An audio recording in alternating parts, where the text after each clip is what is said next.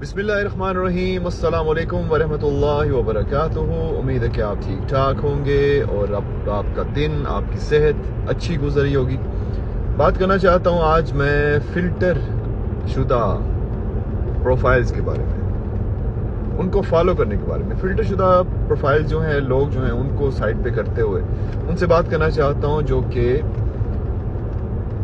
ऐसी वीडियोस के, ऐसे पिक्चर्स के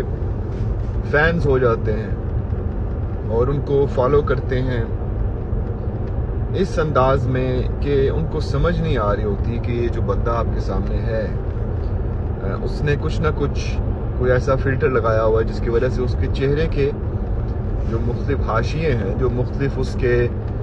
चेहरे की जो बनतर है आप कह सकते हैं, वो उस तरह नहीं है जिस तरह की असल में है।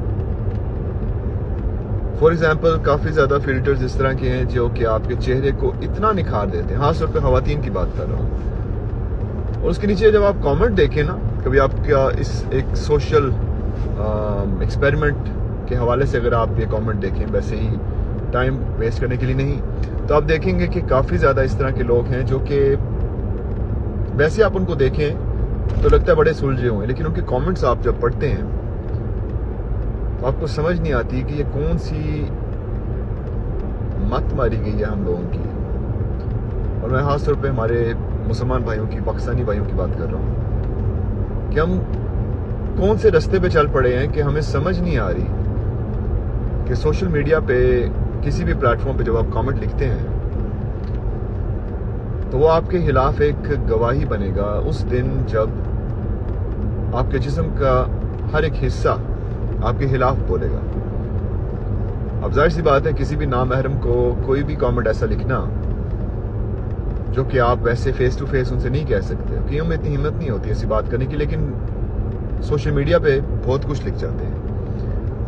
तो मैं सिर्फ एक रिमाइंडर के तौर पे आप लोगों से कहना चाहता हूँ कि खुदा के लिए अपने इर्द गिर्द जो आपके अपने हैं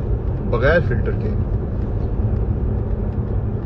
उन पे ज़्यादा फोकस करें, उनको वक्त दें। अपनी सारी मोहब्बत जो है, अपना सारा वक्त जो है, अपनी सारी अटेंशन जो है उनको दें, बजाय उन फेक प्रोफाइल्स को जो कि सिर्फ और सिर्फ एक हल्का फुल्का सा फिल्टर लगा के ये जानते हैं कि असल में उनकी शक्ल ऐसी नहीं है, और आप भी जानते हैं। वो फिल्टर खुद लगा के देखें अपने चेहरे पर, फिर देखें आप। तो खुदा के लिए सुधर जाएं, अपनी ज़िंदगी को किसी बामानी काम में लगाएं।